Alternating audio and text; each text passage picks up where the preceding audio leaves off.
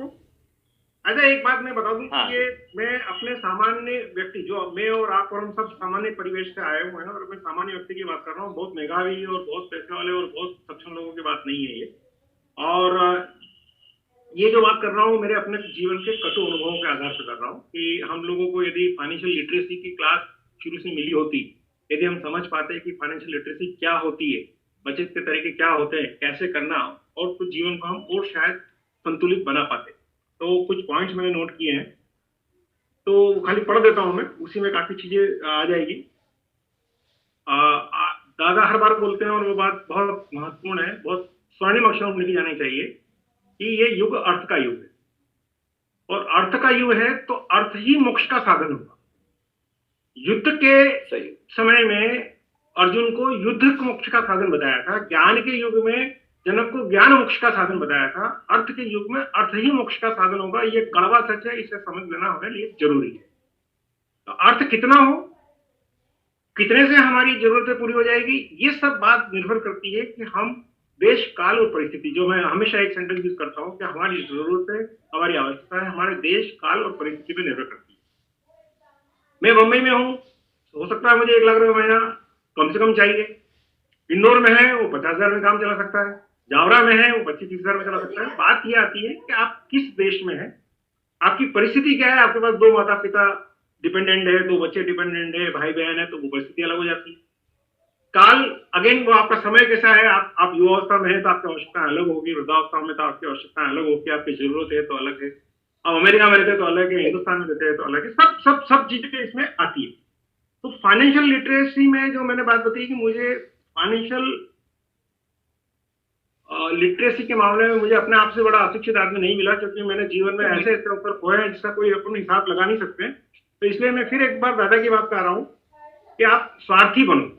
अब स्वार्थी बनने में वो शिक्षा के हिसाब से स्वार्थी बोल रहे हैं, मैं आज पैसे के साथ स्वार्थी बोल रहा हूँ। स्वार्थी बने, सक्षम बने, उसके बाद निस्वार्थ बने। आप निस्वार्थ से शुरुआत करेंगे तो फिर वो आप समाज सेवा का झंडा उठा के आरएसएस के या कम्युनिस्ट के प्रचारक बन जाओ, शुरू से कोई तकलीफ नहीं है। विवेकानंद बन जाओ, कोई तकलीफ नहीं, वो अपनी जगह है। लेकिन अगर अपना सामान्य सांसारिक जीवन जीना चाहते हैं तो हमें स्वार्थी बनना चाहिए। हमारी आर्थिक व्यवस्था पूरी इतनी मजबूत होना चाहिए कि हम निस्वार्थ भाव से समाज का काम कर सके, हमें घर की चिंता न रहे। तो हमारा स्लोगन रहेगा कि हम स्वार्थी से सक्षम बने और सक्षम से निस्वार्थी बने। निस्वार्थ बनने से सक्षम नहीं हो सकते, वो अलग यात्रा है, वो उन लोगों की यात्रा है जिसमें विवेकानंद आ सकते हैं, रामदेव आ सकते हैं, आपका आपके नरेंद्र मोदी आ सकते हैं, जिन्होंने अपना जीवन छोड़ दिया, निस्वार्थी बन गए, वो अलग बात। लेकिन आम सामान्य व्यक्ति के लिए, जिसकी 25 साल की उम्र में शादी होना है, 30 में बच्चे होना है, 35 में बहन की शादी करना है, 40 में माता पिता का इलाज कराना है, 50 में बच्चों की पढ़ाई करना है, जो हम सामान्य लोगों की बात करना है, 90% लोग उसमें आते हैं। तो वहां जरूरी है कि पहले आप अपने आप को आर्थिक रूप से मजबूत बनाए। अगली बात, रिटायरमेंट और आर्थिक स्वाधीनता, दोनों बहुत अलग अलग सब्जेक्ट है। आप आर्थिक रूप से स्वाधीन हो जाते हैं, जरूरी नहीं अगर रिटायर हो। रिटायर तो आदमी को होना ही नहीं चाहिए, लेकिन आर्थिक रूप से स्वाधीन आदमी को जितना जल्दी हो जाए उतना जल्दी हो जाना चाहिए। 30 साल की उम्र में, 35 साल की उम्र में, 40 साल की उम्र में, जितना जल्दी आप आर्थिक रूप से स्वाधीन हो जाएंगे उतने ज्यादा सक्षम, सशक्त और स्वस्थ रहेंगे। क्योंकि ये एक दीमक है, पैसा एक दीमक है जो आपको नहीं होता है तो भी खाता है, होता है तो भी खाता है। इतना होना चाहिए, इस पर अपन बाद में चर्चा करेंगे। फाइनेंशियल लिटरेसी के लिए आपको फाइनेंशियल विजार्ड होने की जरूरत नहीं है, एमबीए करने की जरूरत नहीं है, सीए करने की जरूरत नहीं है। मैं रतलाम के 2 लोगों के नाम लेके आपको उदाहरण दूंगा जिन्होंने बहुत बड़ा पैसा बनाया है, जिनका कोई बड़ा सारा उनका कोई व्यवस्था नहीं थी। दादा, एक तो वो मोहनलाल जी दूध वाले, जिनके घर में मैं रहता था, 4-6 महीने के लिए रहा था, नीम चौक में रहते हैं, आपको याद हो बराबर। उन्होंने बड़ी अच्छी बात बोली थी मेरे को। उस समय हम शेयर बाजार का थोड़ा बहुत काम करते थे, तो उन्होंने बढ़िया बोला था, तो यार ये मंत्री जी हमारे कहीं समझ में आए नहीं, कही है, लेकिन हमारा एक बात समझ में आए, हमारा दूध का जितना पैसा बचे नहीं हर महीना, मैं वहीं जमीन लेने डाल दूं। ऐसा है कि लोग तो बढ़ता रहेगा, नहीं शेरा में तो कहीं कागज छत्ता रहे तो लोग बढ़ता रहेगा ना, जमीन घटती रहेगा। उस व्यक्ति की 30 साल पहले की बात, ओहो, अगर मैं आज हिसाब लगाने जाऊं तो उस आदमी के पास 50-100 करोड़ की जमीन रतलाम में हो तो कोई बड़ी बात नहीं है। सिमिलरली एक और अपने हैं जिन्होंने आपकी सबकी हमारी सबकी शादियां करी है, वो गामोट महाराज। तो गामोट महाराज ने एक दिन बोला था कि भाई मैं तो जितनी मेरी बचत होती है, मैं तो साल 2 साल में जब भी पैसा बचता है मैं जमीन लेके डाल देता हूँ, ठीक है। तो मेरा कहने का मतलब ये है कि ये लोग एमबीए नहीं थे, ये लोग सीए नहीं थे, ये लोग फाइनेंशियली विजडम थे, वाइज थे, तो पढ़े लिखे लोग नहीं थे, लेकिन समझ थी इनको। वो समझ किताब में बहुत बाद में पढ़ने में आई मेरे कि क्या समझ थी। समझ ये थी कि इन्होंने उन असेट्स में पैसा लगाया जो इन्फ्लेशन और टैक्स दोनों से बचता है। आज आप देखो कि आपने 25 साल नौकरी करी दादा, आपने जो छोटी मोटी जमीन ली होगी, वो जमीन की बचत आपकी पूरी जिंदगी भर की सैलरी की टोटल से 3 गुना होगी, 5 गुना होगी। जी जी, बराबर। जिंदगी भर की एफडी से आपकी कई गुना होगी। कारण क्या है कि आप 50 गुना 50 गुना। क्यों? क्योंकि वो जो जमीन है, वो जमीन आपकी न तो टैक्स मांग रही है और वो जमीन आपको इन्फ्लेशन से बचा रही है। तो दोनों बात। तो आप मतलब ये एक बड़ी किताब का लिखा था कि वही व्यक्ति समृद्ध हो सकता है जो टैक्स बचाना और इन्फ्लेशन से बचना जानता हो। और इसलिए मुझे वो मोहनलाल जी दूध वाले और गामोट सर मुझे बहुत ज्यादा विद्वान नजर आए। उतने ही विद्वान नजर आए जितने इनाम वाले बंसाली साहब है। बंसाली साहब पढ़े लिखे हैं तो उन्होंने शेयर बाजार में पैसा लगाया। तो मेरे अब आपको कुछ 8-10 नाम शेयर के गिनाऊंगा तो ऐसा लगेगा कि वो 100 गुना, 200 गुना, 300 गुना बढ़े हैं, क्योंकि वो कंपनी अच्छी थी, मैनेजमेंट अच्छा था। और हमने बचपन में क्या सीखा 80, 82, 84 में, शेयर बाजार तो सटोरियों का है, ऐसा है वैसा है, जो जमीन का काम करता है वो कहीं बोले कहीं नहीं, अनेकन काम धंधा नहीं तो जमीन को काम कर रहे हो यार, अनेकन कहीं भी नहीं है। तो ये जो दृष्टिकोण हमारा रहा शुरू से, एक्चुअली ये विकृत दृष्टिकोण था। और जो लोग बैंक में फिक्स डिपॉजिट में पैसे रख रहे ज्यादा, मेरे ख्याल से उनसे ज्यादा बेवकूफ आदमी कोई भी नहीं। एक जरूरत के हिसाब से आपकी 3 महीने की जरूरत हो, 4 महीने की जरूरत हो, उतना पैसा आपका लिक्विड होना चाहिए, फिक्स डिपॉजिट में हो चाहे कहीं भी हो। लेकिन इससे ज्यादा पैसा लिक्विड रखने में आप टैक्स और इन्फ्लेशन दोनों की मार खाते हैं। फिक्स डिपॉजिट पे आपको 6% ब्याज पे पैसा ब्याज मिलता होगा, 5% मिलता होगा, उसके ऊपर साल भर में टीडीएस भी कट जाता है, इनकम टैक्स भी लगता है, वो कोई फायदा नहीं है उसको रखने। तो कहीं ना कहीं आज जो चर्चा में बताना चाह रहा था कि आपकी बचत का एक परसेंटेज जाना चाहिए ऐसी असेट में जिसमें इन्फ्लेशन भी नहीं आपको मारे और टैक्स भी नहीं मारे। अगर इन्फ्लेशन 10% होगा तो जमीन की कीमत 10% बढ़ना ही बन रहा है। आज मैंने मोहनलाल जी और इनका 2 उदाहरण दिया, तीसरा उदाहरण सबसे महत्वपूर्ण है हमारी घर की महिलाओं का। जब भी बाजार में जाती है उनको सोना या चांदी खरीदना होता है, सोना या चांदी खरीदती है, उसके ऊपर न तो टैक्स लगता है ना उनको कोई इन्फ्लेशन की मार पड़ती है। 270 रुपए 10 ग्राम सोने का भाव मैंने 1978 में देखा है, मैंने खुद ने समझा है इस चीज को। बराबर 250 रुपए 270 रुपए के 10 ग्राम सोना, वो तोला होता था, 12 ग्राम होता था, वो 12 ग्राम का भाव आज 75,000 को हो गया है। 12 ग्राम का नहीं जाता 60-65,000। तो कहने का मतलब ये है कि जिनको हम इलिटरेट समझते हैं, अनपढ़ समझते हैं, वो दूध वाला, वो लोगों की शादी कराने वाला, वो घर की महिला है, वो हम सब लोगों से ज्यादा समझदार साबित हुए। हम पढ़े लिखे लोग होके बेवकूफ होके बैंक की फिक्स डिपॉजिट में अपना पैसा लगाते हैं। तो एक तो ये अपने को समझने की चीज है। इसके अलावा एक बड़ी महत्वपूर्ण बात है दादा, अपन गणित के विद्यार्थी सभी लोग, गणित में एक बहुत महत्वपूर्ण है और उसको आइंस्टाइन जैसे व्यक्ति ने बोला है कि गणित में कंपाउंडिंग जो है, पावर ऑफ कंपाउंडिंग, जो हमने शतरंज के ऊपर लिखा था ना कि राजा ने कहा कि भाई एक हार गया तो बोले क्या चाहिए तेरे को, मुझे एक घर में 1 दाना, 2 घर में 2 दाने, 3 घर में 4 दाने, ऐसे दे दो आप मेरे को। तो कैसा बेवकूफ आदमी का इतना से क्यों मांग रहा। तो बात यह है कि इसमें ये कहने का मतलब ये कि पावर ऑफ कंपाउंडिंग, जो आइंस्टाइन ने कहा था कि दुनिया का 8वां आश्चर्य है पावर ऑफ कंपाउंडिंग। और मैं आज इस बात को स्वीकार करता हूं आप सबके सामने कि पावर ऑफ कंपाउंडिंग को यदि मैंने समझा होता तो मैं जो आज हूं उससे 100 गुना बड़ा होता। पावर ऑफ कंपाउंडिंग हम समझ नहीं पाए क्या होती है, कंपाउंडिंग क्या होती है। आज बैंक में जो पैसा रखते हैं आप, वो 6% 5% की कंपाउंडिंग है।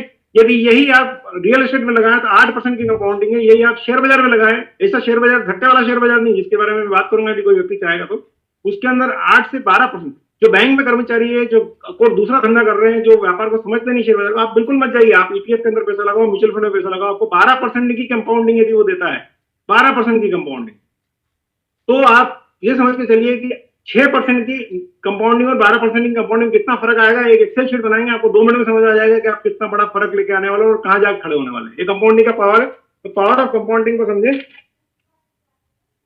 अगली बात जो पिछली बार हमने की थी विटामिन टी पे, आज अपन बात कर रहे हैं विटामिन एम पे। मेरा मोटा मोटा बहुत ग्रॉस एस्टिमेट है कि 30% समय हम सोने में लगाएं और 30% पैसा बचाएं तो जीवन में दुखी होने की जरूरत नहीं। 24 घंटे में से ये 30-70-30 का रेशियो ध्यान रखें आप। 30% time for rest and 30% money in savings. जीवन में कहीं पलट के देखने की जरूरत नहीं है। आप 24 घंटे में से 30% होता है 7 घंटे 20 मिनट, बहुत सिंपल है। 8 घंटे शानदार शानदार गणित है। 30% का गणित है। 30% से ऊपर जाने की जरूरत ही नहीं है। आप जहां भी ये जीवन के, जो आदमी 3,000 रुपये महीना कमा रहा है उसके लिए भी 30%, जो आदमी लाख में महीना कमा रहा है उसके लिए भी 30%, जो आदमी 2 लाख कमा रहा है उसके लिए भी 30%। 30% यदि आपने सोए और 30% यदि आपने पैसा बचाया तो जीवन में इन दो चिंताओं पे झांकने की आपको बिल्कुल जरूरत नहीं है। बहुत बढ़िया है। और म्यूचुअल फंड में से आपने कहा 12% रिटर्न मिल रहा है। हाँ, तो अपने लिए अपने निजी सेविंग को अपने वो किस शेयर में जमा करते हैं? अच्छा, अगर जैसे मान लीजिए कि अपन अपने पास में नहीं, अपने शेयर और म्यूचुअल फंड दोनों में अगर अपने को मतलब परसेंटेज वाइज दोनों के अंदर करना है तो कितना पैसा म्यूचुअल फंड में जाना चाहिए और कितना पैसा शेयर में जाना चाहिए? हाँ, अब देखिए एक बात बताऊंगा, इसमें सबसे बड़ी बात यह है कि आप उम्र के किस पड़ाव पे ये बात कर रहे हैं, ये बहुत जरूरी है। तो सबसे पहली बात तो ये है कि मैं जनरल बात कर रहा हूँ, सभी की आ जाएगी, मतलब मैं उसी हिसाब से बताऊंगा। देखिए, सबसे पहली बात ये जो नौकरी में है उनका मैं समझता हूँ 20% तो प्रोविडेंट फंड में कट जाता है, उनका और एम्प्लॉयर का मिला के। एग्जैक्ट परसेंटेज मुझे मालूम नहीं है, मेरे ख्याल से 20% के आसपास कट जाता है। तो ये 20% की सेविंग उनकी ऐसी है, कितना करता है कुछ बता पाएगा? 20 है 12 जो भी है, 20% के आसपास कट जाता है। एम्प्लॉयर एम्प्लॉय दोनों मिला के 20%। तो 20% आपका जो नौकरी में, अपन नौकरी पेशा की बात कर रहे हैं, नौकरी पेशा व्यक्ति के लिए 20% जो प्रोविडेंट फंड में उसमें कट जाता है, ये अपने आप में बहुत बड़ी सेविंग हो जाती है, क्योंकि इसके ऊपर टैक्स तब तक नहीं लगता जब तक उसको मिलेगा नहीं है, नहीं के बराबर है। तो ये टैक्स फ्री सेविंग है। बैंक की फिक्स डिपॉजिट में और इस पीपीएफ में यही फर्क है कि ये टैक्स फ्री सेविंग है। तो बैंक की फिक्स डिपॉजिट तो स्ट्रिक्ट नो है, रखना ही नहीं चाहिए, जितनी जरूरत है उतना रखना चाहिए आपको। आप 50,000 लाख 2 लाख रुपए से ज्यादा बैंक के अंदर रखने का मतलब ही नहीं है एफडी और सेविंग मिला के। बाकी आपको ये पीपीएफ जो है ये आपके जीवन की 20% हो गई। अब आपकी अपनी बची हुई 10%, नौकरी वाले की बात करो, ये 10% सेविंग पूरी की पूरी आप किसी भी म्यूचुअल फंड में लगाएं। और मैं आपको एक आध म्यूचुअल फंड का बताता हूं, जिससे फॉर एग्जाम्पल अपने को शेयर में नहीं लगाना। शेयर क्या था दादा कि शेयर में आप किसी भी शेयर में लगाए तो एक नियम बना ले कि मुझे हर रोज 10 शेयर खरीदना है या महीने में एक बार निश्चित रूप से खरीदना, भाव चाहे कुछ भी हो मुझे देखना ही नहीं। जैसे आपको अच्छा लगता है state bank of India, state bank of India अच्छा लगता है, बढ़िया है, सोचने की जरूरत नहीं है, अगले 100 साल तक चलेगी कोई बात नहीं, तो आप उसका भाव मत देखो। एक दिन फिक्स कर लो कि मुझे हर महीने की 10 तारीख को 100 share state bank of India के लेना है, या 100 शेयर भी नहीं लेना है, क्योंकि भाव क्या होगा मैं मालूम नहीं, वो भी मैं उसमें गलत बोल गया मैं। आप फिक्स नंबर ऑफ शेयर्स की बात मत करो, फिक्स नंबर ऑफ अमाउंट की बात करो कि मुझे 20,000 रुपए के शेयर हर महीने की 10 तारीख को खरीदना है। वो 20,000 रुपए के शेयर खरीदना है तो आप दादा उसमें भूल जाओ और हर महीने 20,000 रुपए लगाओ, चाहे उसमें 80 शेयर चाहे 100 आए या 200 आए।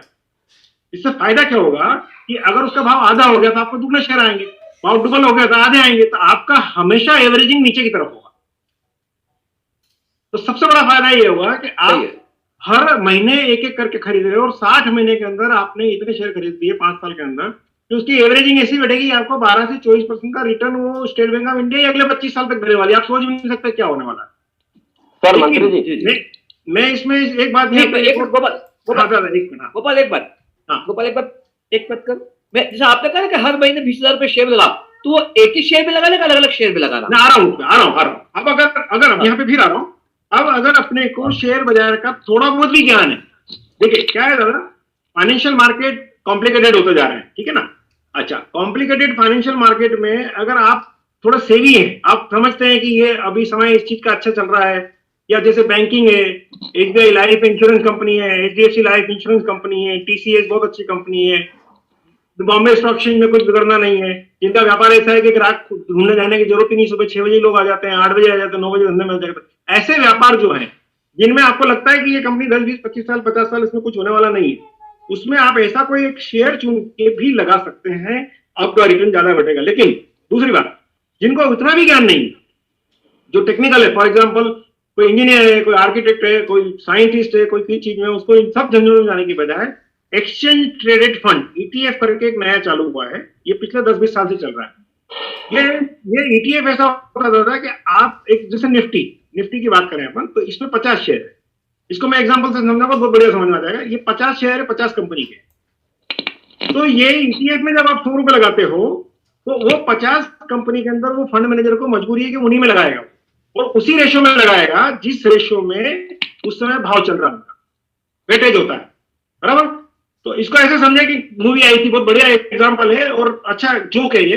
एक व्यक्ति एक मिठाई की दुकान पे जाता है, ये ईटीएफ क्या है, वो ईटीएफ और मिठाई की दुकान का एग्जाम्पल आपको 2 मिनट में समझ आ जाए। एक व्यक्ति मिठाई की दुकान पे जाता है, बोलता भाई ये पेड़े क्या भाव दिए, बोले ये एक भाव है, ये भाव है, ठीक है, एक काम करिए सारे तोल दे। दुकानदार बहुत खुश हो गया, यार सुबह सुबह बड़ा ग्राहक आया, उसने सब पेड़ तोल दिए। फिर बोला इसको क्या, वो ये बर्फी बोलते हैं, अच्छा ये बर्फी भी सारी तोल दे। ये क्या है, बोले जलेबी है, ये भी सब तोल दे। और ये क्या है, वो रसगुल्ले, ये क्या गुलाब जामुन है, ये क्या लड्डू, उसने सब चीजें सब तुलवा ली, सब तोल दो इसके अंदर और सब इकट्ठी करके रख दो। अच्छा ये तपेले में दूध रखा है, ये कितना लीटर होगा, बोले 100 लीटर होगा। तो बोले काम करो इसको सबको इसमें मिला दो, एक सबको डाल दो। तो दुकानदार ने उससे पूछा यार ये पागल की बात कर रहे हो भैया साहब, इतनी आपने 50,000 रुपए की मिठाई खरीदी और उसके बाद में दूध में बोले नहीं नहीं, बोले सब मिला दो उसका, सब मिला दी। बोले इसको अच्छे से घोट दो, उसको अच्छे से घुटवा दी। फिर बोले इसमें से मेरे को 100 ग्राम दे दे खाली।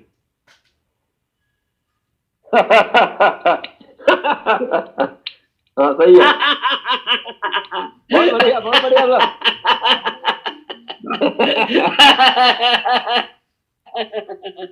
मजा आ गया, बहुत ज्यादा मजा आ गया। ये ईटीएफ है, ये शेयर बाजार की भाषा है, ईटीएफ है। मतलब मंत्री जी, आपने उस दुकानदार की मिठाई खरीद ली, आपकी जेब में 100 ग्राम मिठाई के पैसे हैं, लेकिन आपको 100 ग्राम के अंदर दूध भी पीना है, लड्डू भी खाना है, अमृत भी खाना है, जलेबी का टेस्ट भी लेना है, पेड़े का टेस्ट भी लेना है, तो तरीका खाली गुलाब यही जामुन है। भी खाना है। हाँ, तो उसका तरीका यही है कि सबको मिला के 100 ग्राम ले लो, बराबर। ईटीएफ यही करते हैं। ईटीएफ में जब आप पैसा लगाते हो तो वो ईटीएफ कहां से कहां चली जाएगी, टैक्स लगता नहीं है, इन्फ्लेशन से ज्यादा उसके अंदर रिटर्न आना है, ये बात पक्की है। और सबसे बड़ी बात ये है, जब इन निफ्टी के 50 स्टॉक में से कोई भी कंपनी कमजोर पड़ जाती है, कोई भी कंपनी में फ्रॉड हो जाता है, कोई कंपनी दिक्कत में आ जाती है, तो वो निफ्टी वाला उसको उठा के बाहर करता था, अपना लगाने की जरूरत नहीं, उसके अंदर दूसरा लेके आता है। तो पॉइंट ये है कि ये सबसे सेफ, इन रिटर्न कम मिले। क्योंकि एक बात है, इकोनॉमिक्स की भाषा में समझे तो रिटर्न और सेविंग दोनों का एक रिलेशनशिप है। जहां आप ज्यादा सेफ्टी ढूंढेंगे वहां रिटर्न करोगे, जहां ज्यादा रिस्क लेंगे वहां ज्यादा रिटर्न होगा। तो यहाँ पे सेल्स है, इससे रिटर्न कम है। अगली बात, अगर आप थोड़ा सा भी सेक्टर के अनुभवी हैं, जैसे आज दीपक गार्गव जी, इनका मेडिकल में अनुभव है, तो इनका एग्जांपल लेते हैं। मेडिकल में अनुभव, इनको मालूम है कि मेडिकल का अभी अच्छा आने वाला है, कौन सी कंपनी आए, तो वो एक ऐसा ईटीएफ ढूंढ सकते हैं जो केवल और केवल मेडिकल कंपनी में, फार्मा कंपनी में पैसा लगाते हैं। ईटीएफ बजाय एक कंपनी के ईटीएफ है, तो उसमें आपको 10 कंपनियां, 12 कंपनी, 15 कंपनी, जो भी टॉप कंपनियां होंगी उसमें से एक फ्रॉड में आ गई, चली गई, तो आपको लेना देना नहीं। तो ये फार्मा ईटीएफ हो सकता है, आईटी का ईटीएफ हो सकता है, बैंकिंग का ईटीएफ हो सकता है, रियल एस्टेट का ईटीएफ हो सकता है, और निफ्टी का जनरल ईटीएफ हो गया। यदि आपको लगता है कि अगले 5 साल रियल एस्टेट के अच्छे हैं, तो आप उसमें चले जाए, फिर वहां से पैसा निकाल के ये 5 साल फार्मा के अच्छे, तो वहां चले जाए, वहां चले जाए, ये टीसीएस में चले जाए, वहां चले जाए। तो ये एक ईटीएफ के माध्यम से बड़ा पैसा कमाते हैं। यहाँ पर एक एग्जाम्पल देना चाहूंगा दादा, बहुत इंटरेस्टिंग है ये। यूएस का एग्जाम्पल है, एक नर्स थी और वो अल्प आयु में, मतलब 20-22 साल की उम्र में, या तो डाइवोर्स ही हो गई या उसका हस्बैंड की डेथ हो गई, जो भी हुआ हो, तो नर्स का काम करती रही और अपने जीवन भर वो उसका जो सेविंग थी उसका 10% वो अपने ईटीएफ में लगाती रही। कोई दिमाग नहीं लगाया, उसने कुछ भी नहीं करा। जब वो 65 साल की, 70 साल की उम्र में रिटायर होने के बाद उसकी डेथ हो गई, तो उसकी विल जो थी, उसके पास मिलियंस ऑफ डॉलर का ईटीएफ मिला। और उसने कहा था कि ये सब चैरिटी करना है, मुझे कुछ करना नहीं। तो उसके पास मिलियंस ऑफ डॉलर की ईटीएफ मिली। उसी समय एक व्यक्ति जो बहुत बड़े फंड का संचालक था, उस व्यक्ति ने कोर्ट में बैंकरप्सी की एप्लीकेशन फाइल करी। मतलब वो आईआईएम था, आईआईटी था, एमबीए था, सीएफए था, सब था। उसने बिलियन डॉलर फंड चलाता था, बिलियंस ऑफ डॉलर में खेलता था। वो आदमी का दिवाला निकल गया। तो कहने का मतलब ये है कि ये कछुए की चाल से जो चलता है, जो धैर्य के साथ कछुए की चाल से 20,000, 25,000, 50,000, 10,000, 2,000, यहाँ तक की ऑटो रिक्शा चलाता है, तो 500 रुपए महीने की भी ईटीएफ कर सकता है, उसको भी देखने की जरूरत नहीं। तो फाइनेंशियल फ्रीडम का सबसे बड़ा तरीका यही है। क्योंकि यहाँ पे मैं अंतिम बात ये कहना चाहूंगा कि हमारी बड़ी इंटरेस्टिंग चीज ये है कि हम किसी भी विचारधारा से नहीं जुड़े। दिक्कत ये आती है कि हम जब कम्युनिस्ट बन जाते हैं, हम जब कांग्रेस इसमें जमा करना चाहिए शेयर मार्केट में, तो शेयर मार्केट में भी बहुत सारे ट्रेड होगा, जैसे एक म्यूचुअल फंड्स हो गए, ये जो बॉन्ड्स हो गए गवर्नमेंट के, ये हो गए। तो ये जैसे अपने युवा ट्रस्ट के पैसे को अगर अपने को जमा करें तो किसमें कराना फायदेमंद रहेगा? दादा, युवाओं के पैसे को अपन इनमें दोनों में नहीं लगा सकते, क्योंकि वो ट्रस्ट का पैसा है। तो युआन के पैसे को चेक करना पड़ेगा। म्यूचुअल फंड में यदि लगा सकेंगे तो लगा सकेंगे, शेयर बाजार में नहीं लगा सकेंगे। वो म्यूचुअल फंड में अपने को वहां पे मैं या किसी से पता कर लेता हूँ, अपने भी जो सीए हैं जो अपना काम देख रहे हैं, मुनत वगैरह, संजय वगैरह, उनसे पूछ लेते हैं हम। तो इसमें जो बॉन्ड फंड है ना दादा, उसमें सरकारी बॉन्ड फंड में 7% के आसपास ब्याज मिलेगा। एक और बात बताऊँ मैं आपको कि अभी इस समय बेहतर यह होगा कि अपना जो पैसा है युआन का, उसे आईडीएफसी बैंक के अंदर एफडी करा है। आईडीएफसी बैंक की ब्रांच सतपुरा में खुल गई होगी। उसका कारण ये कि आईडीएफसी बैंक 7% ब्याज दे रही है, स्टेट बैंक ऑफ इंडिया 5% ब्याज देगी एफडी को, और अपनी जरूरत होता है तो तोड़ लेंगे जब बनाने जाएंगे। तो 7% 5% बहुत बड़ा फर्क पड़ जाता है। क्योंकि क्या है, आईडीएफसी टेक्नोलॉजिकली बहुत एडवांस्ड बैंक है, उसके पास लोग बहुत कम है, वो पूरा ऐप पे चलती है।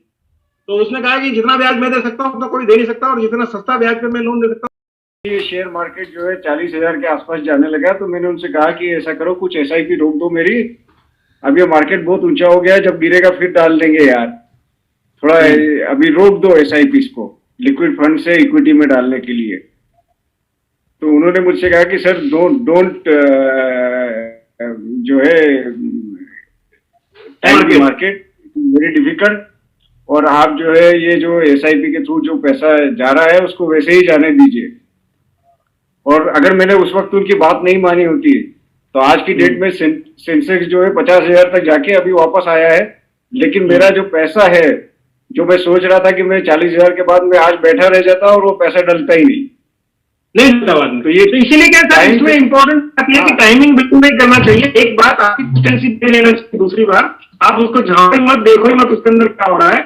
और एक जो सबसे बड़ी बात मैं रिपीट कर रहा हूँ, लेकिन मुझे सबसे बड़ी लगती है वो ये है, बहुत सोचने की बात है, आप अपनी एसआईपी शेयर की ना करते फिक्स पैसे की करें।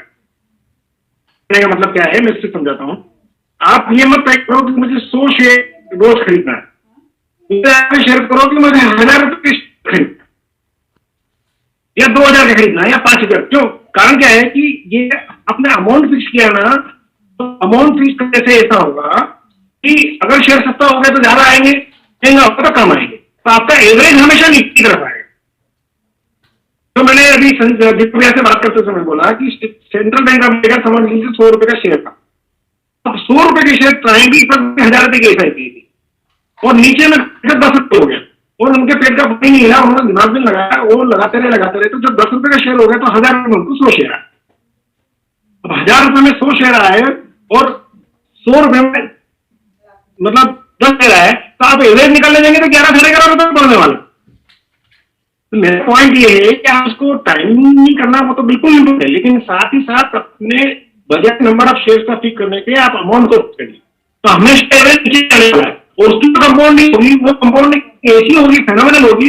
एक सर अपने को अगले हफ्ते देने वाले हैं सेंट्रल बैंक ऑफ इंडिया का, सर आप बिल्कुल करिए, आपके पास डेटा होंगे शेयर के, मिल जाएंगे, आपके डेटा में दूंगा, सपोर्ट में करूंगा, लेकिन आप ऐसी जो कहीं रेटिंग में नहीं आती है, ऐसी बैंक जो मीडियो का रेट सामान्य है, ऐसी बैंक जिसका भाव 10 रुपए से 150 रुपए तक गया हुआ है, यदि व्यक्ति कंसिस्टेंटली सिंगल हैंडेडली एक दिन फिक्स कर ले, हफ्ते का शुक्रवार, हफ्ते का गुरुवार या महीने का दिन, उसी दिन जो भी भाव हो मुझे इतने फिक्स अमाउंट में शेयर लेना है, तो आप मार्केट में आपसे बड़ा कोई विनर नहीं रहेगा। अब मैं यहाँ पे एक छोटा सा अनुभव मेरे एक साथी का आपसे शेयर करना चाहता हूँ। मेरे एक मित्र है राजेश जी, यहाँ पे पुणे में रहते हैं। उनकी 4th जनरेशन शेयर मार्केट में, 4th जनरेशन शेयर मार्केट में आप समझ सकते हो कितने बड़े इंसान हैं। लास्ट वीक हमारी मीटिंग थी, तो बातचीत में मैंने कहा कि आपका एक म्यूचुअल फंड का अनुभव मुझे बड़ा इंटरेस्टिंग। 1996 में उनके ग्रैंडफादर की डेथ हो गई, सॉरी 1996 में उनके ग्रैंडफादर की डेथ हुई थी। एक उनकी बेटी है, उनकी बेटी उस समय 1 साल की पैदा हुई, 1996 में उनकी बेटी पैदा हुई थी। 1996 में बेटी पैदा हुई तो उनके ग्रैंडफादर ने 1 लाख रुपए की गिफ्ट दी, और ये जो 1 लाख रुपया जो है ये ETF लगा दे, म्यूचुअल फंड उस समय ETF नहीं होगा, म्यूचुअल फंड लगा दे, और ये म्यूचुअल फंड में लगा के यूटीआई के म्यूचुअल फंड लगा, और इसकी बेटी की शादी हो गई, पैसे में निकाल। बड़ा इंटरेस्टिंग है, 1 लाख रुपया उन्होंने उसमें लगाया।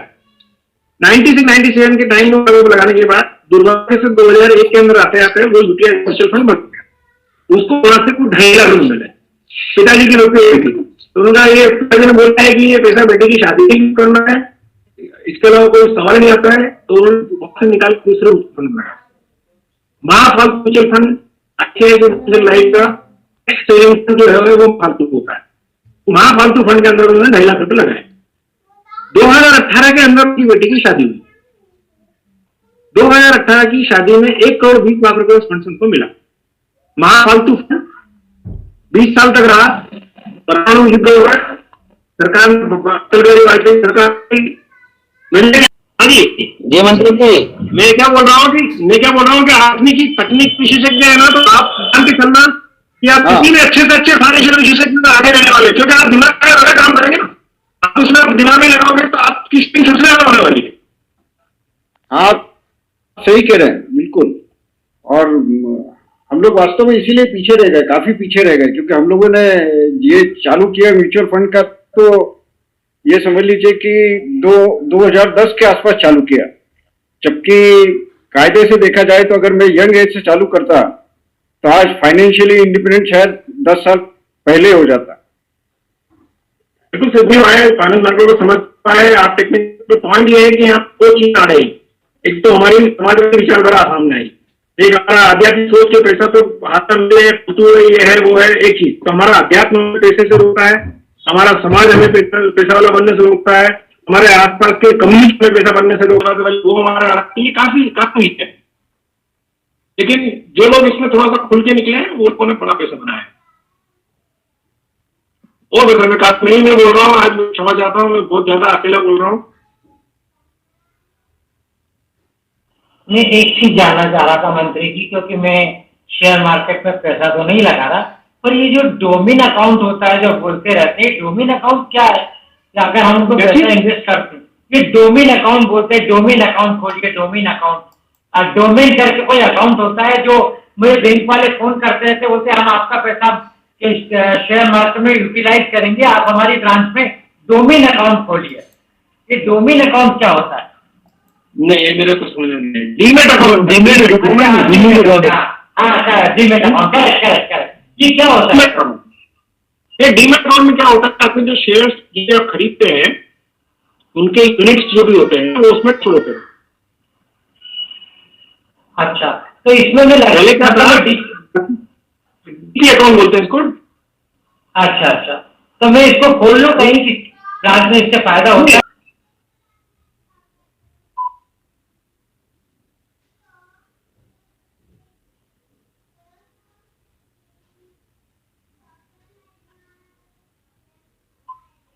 मंत्री जी ये बात सही कि अभी आपने बोला कि इंश्योरेंस करवाना तो डेफिनेटली समझदारी का काम नहीं है, मतलब ठीक है, पर मैं समझता हूँ कि जो मेडिक्लेम है वो मुझे लगता है कि ज्यादा बेहतर है। वो जरूरी है, वो हाँ तो क्यों, हाँ वो जरूरी है, वो जरूरी है।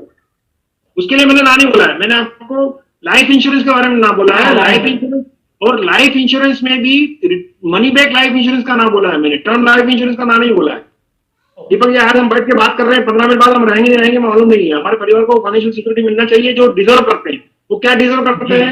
वो ऐसा डिजर्व करते हैं कि मान लीजिए मैं 1 लाख रुपए महीना कमाता हूं, तो मेरे न रहने के बाद भी उनको 1 लाख रुपए महीना मिल पाए, उतना उनकी आवश्यकता भी है, उनका अधिकार भी है। तो उनका अधिकार, मेरे न रहने के बाद भी उनका अधिकार 1 लाख रुपए महीने पे है। तो उसके लिए मुझे 1 करोड़ रुपए का बीमा कराना चाहिए, और 1 करोड़ रुपए का टर्म इंश्योरेंस कराता हूं तो साल की 15, 20, 25 हजार रुपए ज्यादा आती नहीं है, उम्र के आधार पर रहती है। जितना कम उम्र होती कम आएगी, ज्यादा उम्र भी ज्यादा आएगी। लेकिन ये टर्म इंश्योरेंस की जरूरत भी मेरे को 55 के बाद क्यों नहीं है? 55 बाद इसलिए नहीं है कि मेरे परिवार को उतना पैसा चाहिए नहीं, मैं घर बसा चुका हूँ, सेविंग कर चुका हूँ, बच्चे बड़े हो चुके होंगे। बात यह है कि जितनी कम उम्र होती है उस समय हमारी जिम्मेदारी ज्यादा आ जाती है। मान लीजिए कोई 30 साल का युवा है और उसके 28 साल की पत्नी, सडनली 30 साल के युवा के साथ कुछ घटना हो जाती है, यदि ये युवा उनके पास होगा 1 करोड़ रुपये उसको मिल गया, तो वो अपना बचा हुआ समय में पूरा परिवार अपने उसी लाइफ स्टाइल से जीते हुए वो गुजार ले। इसलिए मेरा कहने का मतलब ये कि टर्म इंश्योरेंस होना चाहिए, मेडिकल इंश्योरेंस होना चाहिए, लेकिन आप उसको सेविंग के हिसाब से न लें।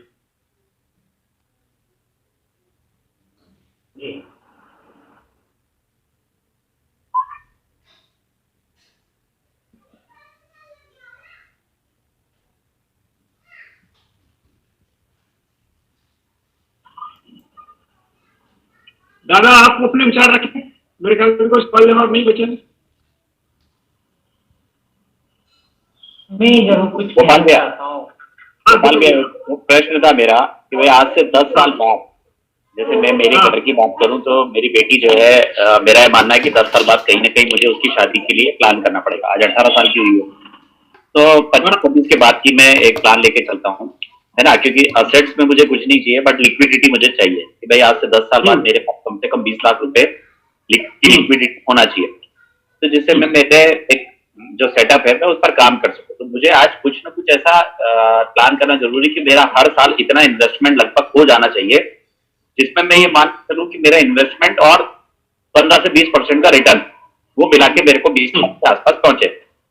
मतलब मैं 85% या जो भी हम एक कैलकुलेशन लेके चलते हैं कि इतना मैं इन्वेस्टमेंट इन 10 सालों में कर पाऊं, तो मेरा सालाना क्या निकलेगा और सालाना के बाद फिर उसके बाद मंथली मेरा कितना रेशो मुझे मेरी सैलरी में से निकाल कर उधर डालना है और फिर उसमें से मुझे किस ऑप्शन में जाना चाहिए। ये भी थोड़ा सा कहीं ना कहीं हम अपने इसमें एक चर्चा में लाए। मैं आपको बताता हूँ, आपका मैं समझ गया। आपका ऑब्जेक्टिव है, आप छोटा सा अपन शुरू से बात कर ले।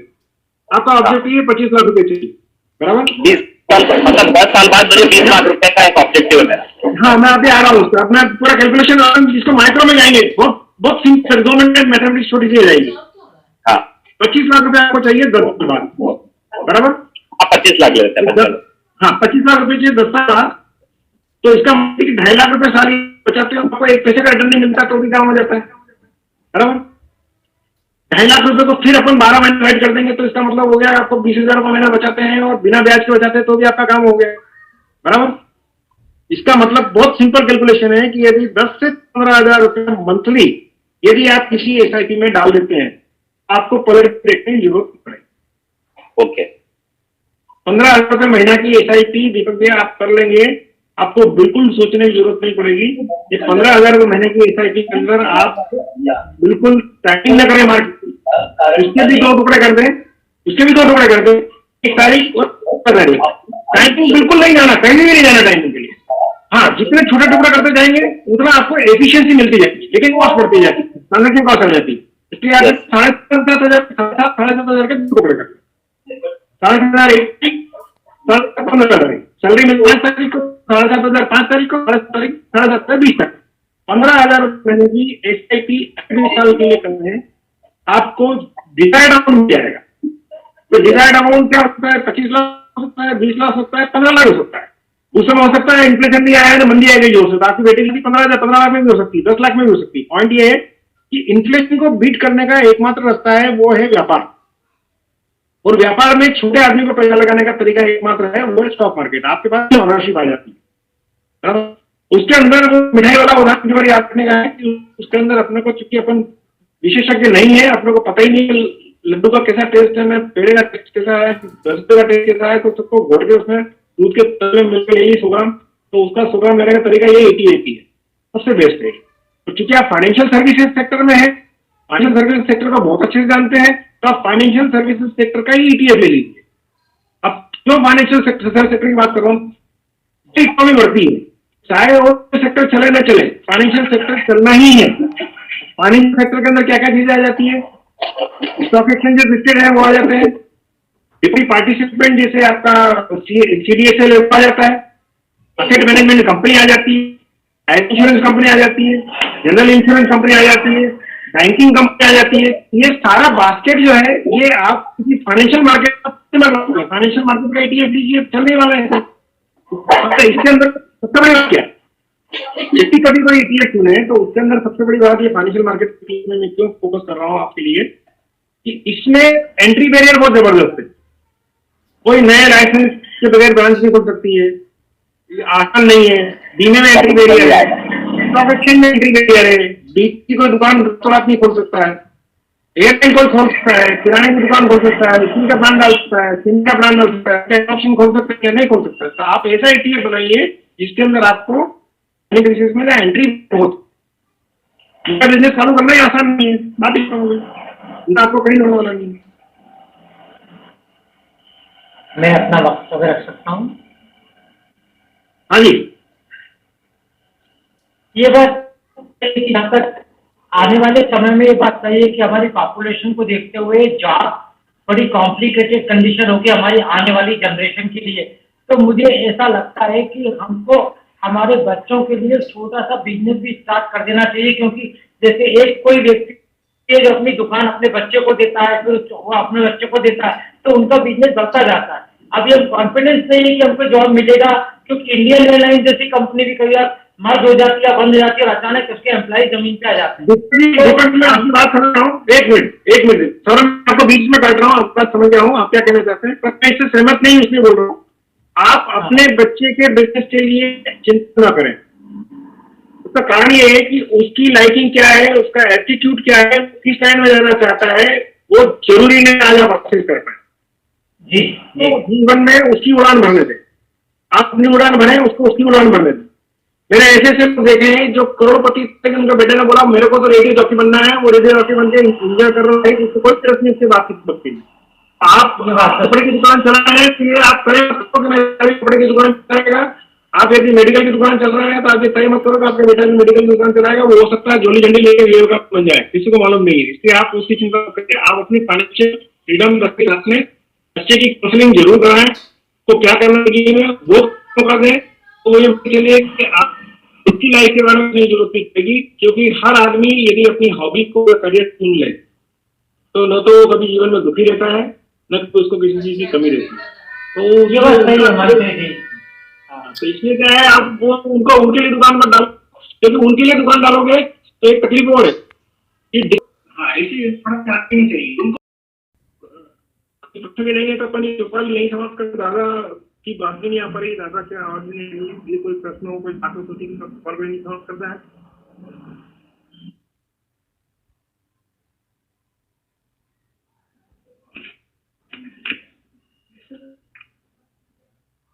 हाँ अनिल जी कुछ बोलना चाहते हैं? हाँ अनिल जी कुछ बोल रहे हैं सर? कुछ नहीं, लेकिन प्रश्न, हाँ एक प्रश्न पूछना चाहूँ मैं। हाँ जैसे ठीक है हम लोग कमा रहे हैं, अलग अलग जगह से कर रहे हैं जैसा, लेकिन खत किस तरह से किन जगह पर किन है जहाँ पर हो? आपकी बात पूरी कट रही है, कुछ सुनाई नहीं दे रहा है। आपकी बात पूरी कट रही है, कुछ सुनाई नहीं दे रहा है। अच्छा सर अभी ये कट रही है। हाँ आप बोले।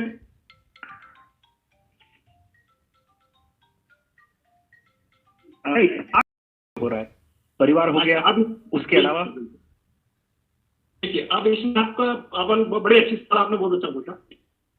100 रुपए में से 30 रुपए बचाना है और 70 रुपए खर्च करना है, बराबर? ठीक है। अब ये 70 रुपए का खर्च कैसे करना है, ये अपने व्यक्ति के विवेक पे निर्णय पर निर्भर करेगा।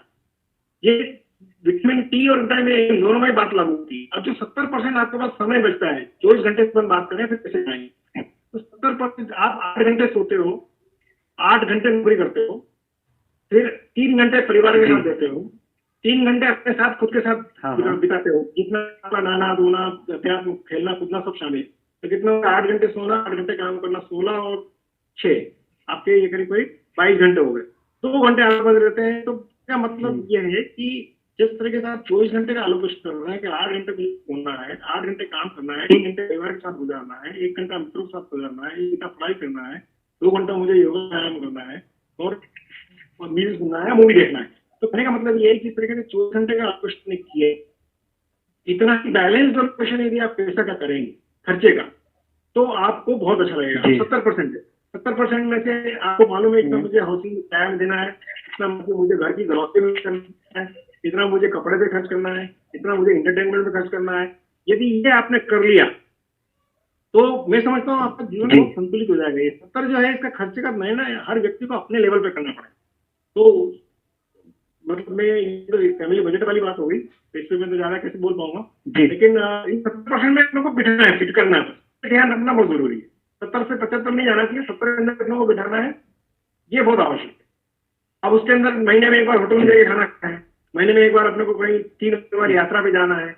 अब यहाँ पे एक छोटा सा उदाहरण देना चाहूंगा। अमित जी मेरे एक मित्र हैं जो स्टेट बैंक ऑफ इंडिया में रहे हैं, दीपक चौहान, रिटायर हो गए हैं, बचपन के मित्र हैं। उनके पिताजी एक अच्छा काम करते थे, बहुत दादा से बात करके, दादा थे स्टेट बैंक ऑफ इंडिया में, सब लोग जानते हैं, बड़ी अच्छी बात कर रहे हो।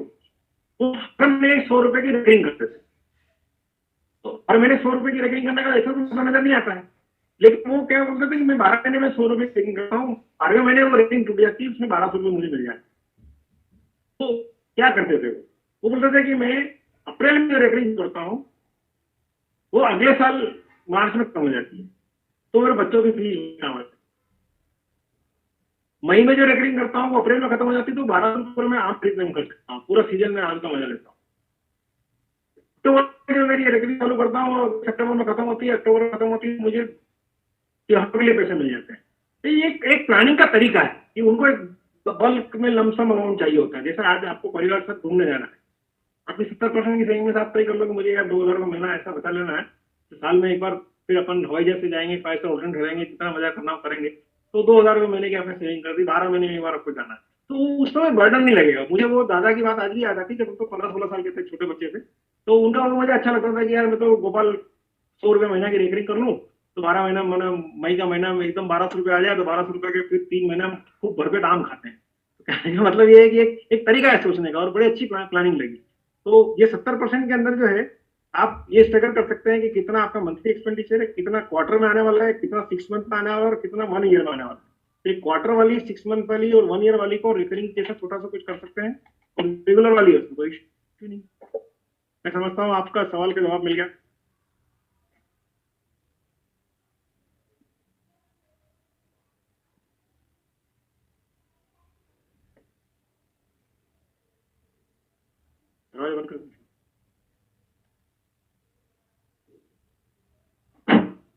अनिल जी आप सुन रहे हैं? आपको आपके प्रश्न का जवाब मिला?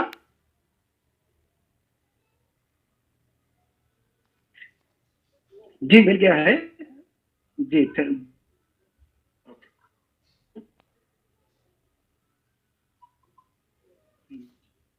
कहीं ट्रैवल में है दादा, यदि अंतिम बोल देंगे तो बहुत अच्छा लगेगा। जी जी। दादा दादा आप कुछ बोलना चाहेंगे?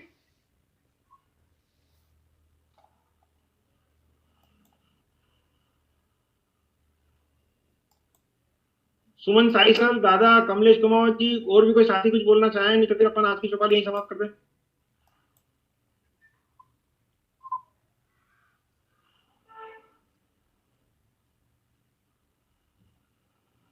शायद कोई आवाज सुन नहीं पा रहे हैं, मेरे ख्याल से टेक्निकल प्रॉब्लम है। मंत्री जी मुझे एक क्वेश्चन पूछना था। नमस्कार आपको। ये जो ब्याज पे पैसा लेके शेयर मार्केट में लगाना, ये उचित है कि नहीं? आपका इस बारे में क्या? देखिए कमलेश जी, ये मैंने शुरू में अगर आपने मेरी बात सुनी हो तो मैंने एक बात कही थी कि यदि आप इस व्यापार को समझते हैं कि भाई ये व्यापार चलते चलते बंद हो गया, प्रोडक्ट बंद हो गया, तो क्या करें? तो शेयर बाजार में लीवरेजिंग भी उतनी ही लाभदायक हो सकती है जितनी और किसी व्यापार में है, लेकिन आपको वो व्यापार आना चाहिए, समझना चाहिए। जैसे अब आपने लीवरेजिंग की बात करी तो मैं फ्यूचर ऑप्शन की बात करूंगा थोड़ी सी। अगर आपको मान लीजिए state bank of India SBI life के शेयर खरीदना है, एसबीआई लाइफ के शेयर खरीदने जाएंगे तो 900 रुपए का भाव, आपको लगता है एसबीआई लाइफ बहुत अच्छी चीज है, मुझे लेना चाहिए। अभी आपको 9 लाख रुपए के शेयर एक साथ लेना है, लेकिन आपको 9 लाख रुपए लेने की हिम्मत नहीं है, लेकिन लेने की इच्छा है कि मुझे ले लेना चाहिए। आप 2 लाख रुपए का मार्जिन भर के F&O बैंक को खरीद सकते हैं, बराबर? धीरे धीरे पैसा आया, उसको डिलीवरी कन्वर्ट कर सकते हैं, तो लिवरेजिंग। तो ये भी एक तरीका हो सकता है, लेकिन मैं इसमें इसलिए जाऊंगा कि ये जहां लिवरेजिंग है वहां एंटरप्रेन्योरशिप है, जहां एंटरप्रेन्योरशिप है वहां पे व्यापार है। तो व्यापार, एंटरप्रेन्योरशिप, लिवरेजिंग, ये एक नौकरी पेशा व्यक्ति के लिए थोड़ा सा चैलेंजिंग हो जाता है। लेकिन चूंकि अपन बैंकर के साथ बात कर रहे हैं, तो बैंकर तो दिन भर व्यापार ही करता है, खुद व्यापार करता है और व्यापारियों को लोन देता है। तो बैंकर होने के नाते यदि आप लिवरेजिंग करना चाहेंगे तो इससे तो बढ़िया कुछ हो नहीं सकता, बिल्कुल करना चाहिए। लेकिन वो लिवरेजिंग इस सीमा में हो कि किसी दिन आपको तकलीफ नहीं आए। फॉर एग्जाम्पल ये LIC वाला, अपन ये SBI लाइफ का एग्जाम्पल लेते हैं, 900 रुपये आपने लिया, अगर आपने मार्जिन के साथ पोजीशन खड़ी करी तो 1.5 लाख रुपए लग गए। 1.5 लाख रुपए आपने और मार्कअप रख लिया अपने पास में कि भाई कोई आफत आ गई नहीं, 600 रुपए का भाव हो गया, 500 रुपए का भाव हो गया, तो भी आपको कोई तकलीफ नहीं है, आपको लग रहा है कि मुझे रखना नहीं, तो उतनी अंदर तक घुस गया और मान लीजिए जीरो भी हो गया, एक दिन के लिए जीरो नहीं होना है, जीरो भी हो गया, तो भी आपके पास 9 लाख रुपए देख के उसकी डिलीवरी घर में लेने की ताकत है, तो कोई तकलीफ नहीं। तो लिवरेजिंग अच्छा प्रोडक्ट है, लिवरेजिंग डबल एज स्वॉर्ड है, वो आपकी IRR बढ़ा भी सकती है, बिजनेस को खत्म भी कर सकती है। आज मुकेश अंबानी ने लिवरेजिंग करी और अनिल अंबानी ने लिवरेजिंग करी, दोनों अंबानी ने लिवरेजिंग करी। प्रॉब्लम क्या हुई? अनिल अंबानी चोर आदमी था, बकवास है, पैसे निकाल के चला गया, ये बकवास, फालतू बात है।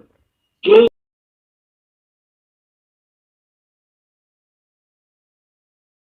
कहाँ आपकी पोस्टिंग हुई Kamlesh ji? Abu Dhabi. Very good, पहुंच गए आपकी अभी इंडिया में ही? अभी पुणे में हूँ। अभी पुणे में, कब जाएंगे हम? शायद फरवरी एंड में या मार्च में। बहुत बढ़िया। अबू धाबी में मेरे मित्र हैं जो बहुत एक्टिव है, कभी भी मैं आपको उनका नंबर दूंगा, जावरा के ही हैं, जितेंद्र वैद्य। वो अबू धाबी और दुबई में मेरे साथ में थे, अभी दुबई में है, अबू धाबी मुझे मालूम नहीं, लेकिन बीच में अबू धाबी चले गए थे। तो उनको 20-22 साल हो गए वहाँ, और इंडियन कम्युनिटी में काफी रिस्पेक्टेड पर्सन है, और पॉलिटिकली भी बहुत वेल कनेक्टेड है, और आपको किसी प्रकार की कोई तकलीफ। आप कहाँ के हैं वैसे, रतलाम के हैं या जावरा के हैं, कहाँ के हैं? मंदसौर के हैं। तो वो जावरा का है, बड़ा प्रेमी के लिए, वो तब से वहीं आए नहीं है, तो मतलब आपको मजा आएगा उनसे जाके, बड़ी आत्मीयता मिलेगी। हाँ, मेरा एक तंदूर पड़ा है, तो उसके घर में जाके दाल बाटी खा सकते हैं आप। अरे बहुत बढ़िया।